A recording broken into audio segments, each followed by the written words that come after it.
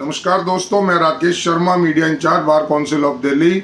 मैंने आपको पहले भी सूचना दी थी कि 5 जुलाई 2023 को 30 हजारी परिसर में कोर्ट परिसर में जो फायरिंग इंसिडेंट हुआ था उसको बार काउंसिल ऑफ दिल्ली ने बहुत ही सीरियसली लिया है और उसी के तहत नेक्स्ट डे ही एक फैक्ट फाइंडिंग कमेटी का गठन कर दिया गया था। इसकी सूचना मैंने आपको दी थी, इसके बारे में बताया था और उसी की रिकमेंडेशन पर पहले फेज में 5 एडवोकेट्स का जो एनरोलमेंट था वो सस्पेंड किया गया था और कल उसी कड़ी में after the recommendation of fact finding committee 15 advocates का एनरोलमेंट और सस्पेंड किया गया है और कुछ लोगों की अभी जांच जारी है। फैक्ट फाइंडिंग कमेटी पूरी तन्मयता के साथ, पूरी निष्पक्षता के साथ जांच कर रही है कि कौन कौन लोग इस ब्राwl में शामिल थे, जिनके हाथों में डंडे, लाठी या पत्थर, ईंट पत्थर, पिस्टल कुछ भी हथियार थे या जो उस ब्राwl में मारपीट एक झगड़े में शामिल थे, उन लोगों को चिन्हित किया जा रहा है, आइडेंटिफाई किया जा रहा है और उनके खिलाफ सख्त एक्शन लेने का भी बार काउंसिल ऑफ दिल्ली का मन है। और बार काउंसिल ऑफ दिल्ली चाहती है कि इस केस की पूरी निष्पक्षता के साथ जांच हो, क्योंकि दोस्तों ये जो हुआ, जो भी ये घटना हुई, न केवल मैं, न केवल आप, बल्कि मैं कहूँगा कि पूरा अधिवक्ता समाज और सभी इवन बाहर के लोग भी इस बात को सुनकर, देखकर बहुत ही भौचक्का रह गए थे। बहुत ही लीगल फ्रेटर्निटी की डिग्निटी में एक डेंट लगा था, मैं कहूँगा, और अधिवक्ता समाज बड़ा शर्मसार हुआ था। ये बड़ी दुखद घटना घटित हुई थी।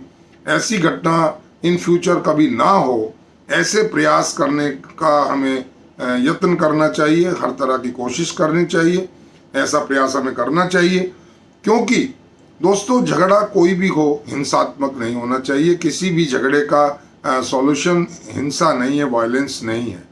और ख़ास तौर से एडवोकेट्स के बीच में जब इस तरह की वारदात होती है तो ये एक समाज में बहुत गलत मैसेज जाता है। समाज के सामने हमें शर्मिंदा होना पड़ता है। आप जरा सोचिए दोस्तों कि किसका झगड़ा है और किसके साथ है, और एडवोकेट्स किसके साथ खड़े हों, क्या कहें कोर्ट में जा कर के। एक बहुत ही दुखद और बड़ी विकट एक तरह की समस्या अधिवक्ता समाज के सामने है और कितना पीड़ा होती है जब अपने ही अधिवक्ता भाई बहनों के खिलाफ कोई इस तरह की कार्रवाई, अधिवक्ता समाज के जो कुछ ऐसे तत्व हैं उनके खिलाफ जो कार्रवाई अगर हमें और आपको ही करनी पड़े। जो कमेटी के मेंबर्स हैं, दे आर आल्सो एडवोकेट्स, वो हमारे सीनियर्स हैं और एक विभिन्न डिफरेंट ओहदों पर हैं। बार काउंसिल ऑफ दिल्ली के एक्स चेयरमैन एंड कुछ जो DBA के भी हमारे पदाधिकारी एक्स रहे हैं वो हैं, लेकिन उनको भी कितनी पीड़ा हो रही है आप समझने की कोशिश करें कि वो अपने ही छोटे भाई बहनों के खिलाफ भी एक्शन लेने के लिए मजबूर हो रहे हैं। और एक मैसेज समाज में कितना गलत गया है इस चीज़ का, इसका अंदाज़ा जो भी हमारे सीनियर्स हैं उनको बहुत अच्छे से है।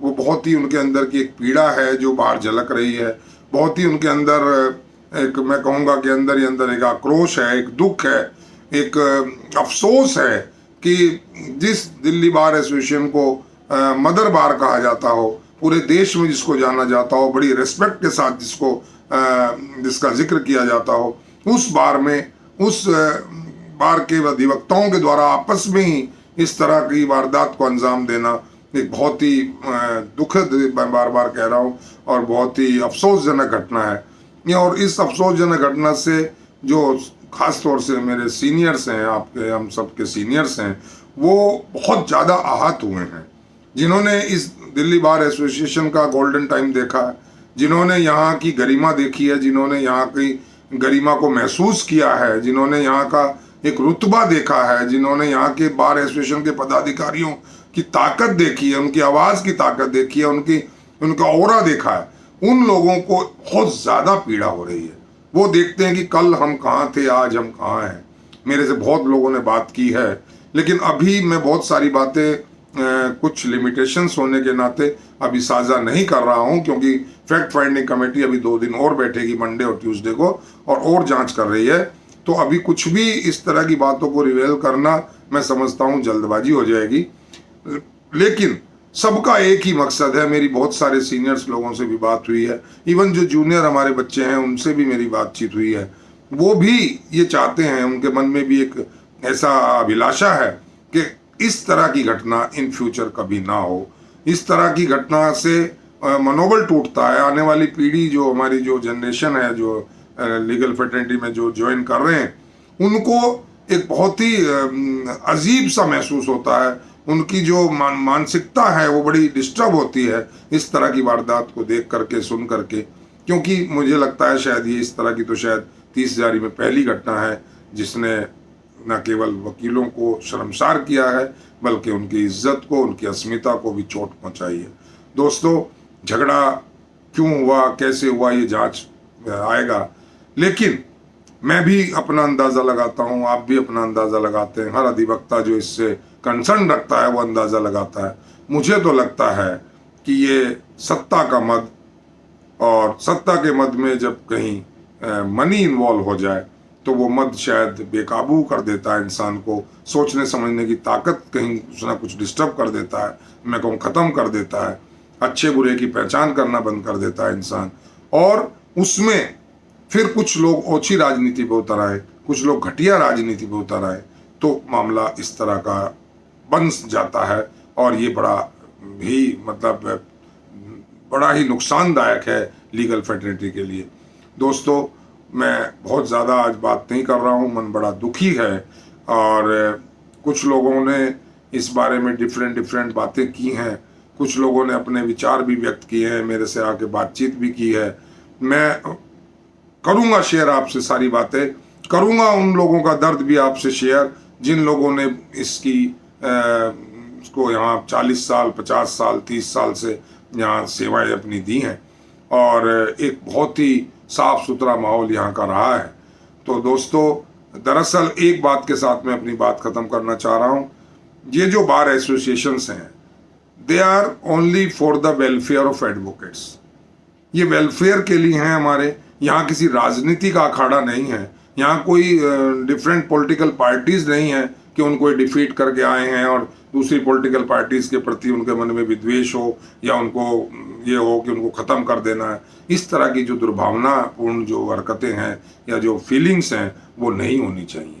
दरअसल दोस्तों, सभी को वेलफेयर के लिए यहाँ चुना गया है, और अगर किसी के भी मन में, किसी भी नेता के मन में, किसी भी पदाधिकारी के मन में अगर 1000, 1200, 1400 वोट लेकर के या 800 वोट लेकर के लगता है कि वो अधिवक्ता समाज का सिरमौर बन गया है, तो ये उसकी बहुत बड़ी भूल है। बहुत ज़बरदस्त उसके जो चूक है उसकी सोच में, और वो जो चूक है, वो जो भूल है, और वो जो एक अहम है, जो एक अभिमान है मिथ्या, वो मिथ्या अभिमान इस तरह की वारदात कराता है। और बचना चाहिए लीडर्स को। हमारे जो बहुत पुराने लीडर्स हैं, जो यहाँ जिन्होंने कई टर्म यहाँ पे जो है बार एसोसिएशन में रहे हैं, उनको बहुत ज़्यादा दर्द है दोस्तों। उन्होंने क्या क्या सपने सजो करके इस बार एसोसिएशन को यहाँ तक लेके आए हैं, और इसमें ये क्या हुआ। हर आदमी भौचक्का है, हतप्रभ है और दुखी है।